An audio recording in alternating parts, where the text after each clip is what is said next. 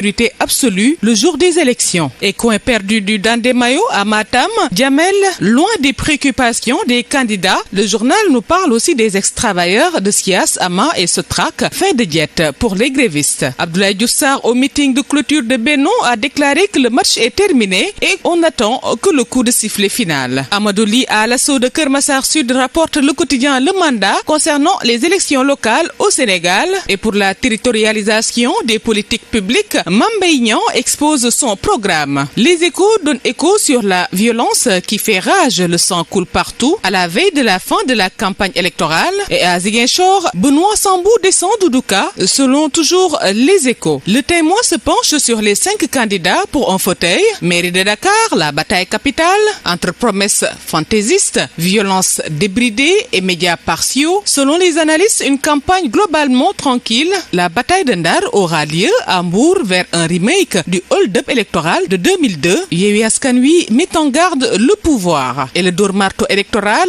la traite des misérables électeurs, évoque encore le journal. L'Observateur consacre sa une à la mairie de Dakar, la sévère mise au point des états-majors, les recettes de victoire des directeurs de campagne de Diouf Sarr, Barth, Soham, Pape Diop et Doudou Wade, Mame Mbaye Niang et le fauteuil du maire de Dakar. Ça brûle, s'exclame Bës Bi Le Jour. Les dernières heures de la campagne, 2 personnes brûlées à Keur Massar, accusation de transfert d'électeurs. Antoine Diome dément et rassure. À Ziguinchor, Doudou Ka vote Baldé. Mon histoire avec les femmes, ce sont les propos d'Abdoulaye Diouf Sarr à la une de l'I Quotidien. Mimi Touré, s'adressant au maire de Benno, déclare qu'ils ne vont pas reculer face aux agressions de l'opposition. J'ai décidé de voter Abdoulaye Baldé, critique qui rapporte ainsi les propos de Doudou Ka qui provoquent un séisme politique à Ziguinchor. Le journal qui note que Benoît Baldé Sonko, c'est une question de survie politique. Diouf Sarr, déjà maire, avertit Barth dans le quotidien Source A et sa caravane huée depuis un balcon par des jeunes d'une famille de Sacré-Cœur 2. La sécurité de Diaz fils les envoie à l'hôpital. Benoît Sambou accable Doudou Ka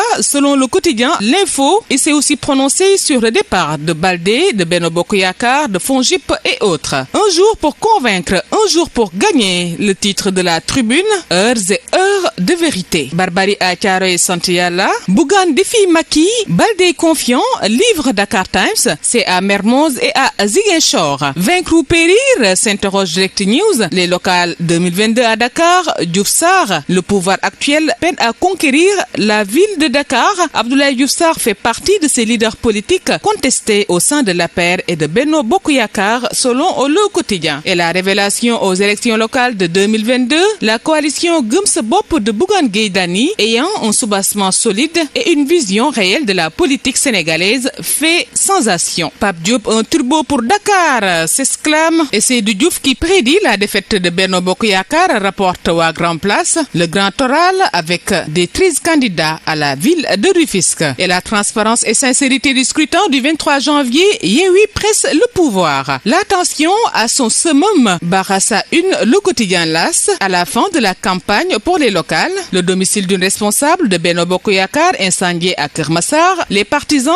de Déoul Ndiaye accusent Dieynaba Ndiaye de la coalition Gëm Sa Bopp, grièvement blessé un homme et son petit-fils en soins intensifs à l'hôpital principal de Dakar. Les craintes de la société civile, Vox Populi revient sur cette violence gratuite et aveugle dans la campagne électorale. Un homme et son petit-fils brûlés à Keur Massar. Le film des événements déroulé par Déoul Ndiaye de Benno Bokk Yakaar qui accuse Dieynaba Ndiaye de Gëm Sa Bopp. Le journal Libération évoque cette barbarie à Thiaroye Sant Yalla. MC a été séquestré, battu et violé à tour de rôle sous les yeux de sa petite sœur qu'elle était partie récupérer. L'Algérie humiliée et éliminée, titre Rewmi Quotidien. Les Comores en 8e de finale, le Mali finit premier. Un choc terrible pour la Tunisie. Et sans transition, avec record, Cissé remobilise ses troupes. On renseigne le journal et Stade qui s'exclame: la défense des Lions tient bon malgré tout et aucun but encaissé au premier tour. Avec Sunu Lamb pour boucler, physique défaillant,